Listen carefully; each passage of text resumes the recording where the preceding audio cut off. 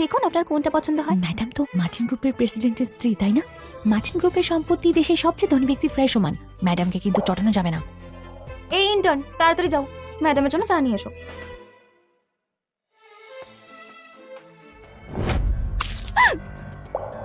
তুমি এটা কি করলে? অপদার্থ, ঠিক করে কাজও করতে পারো না। কি দেখছো?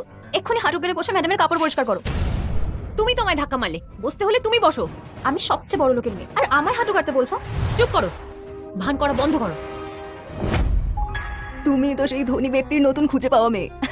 এই ধরনের ছোট লোককে আমি সামলে নেব, তোমার হাত নোংরা করার দরকার নেই।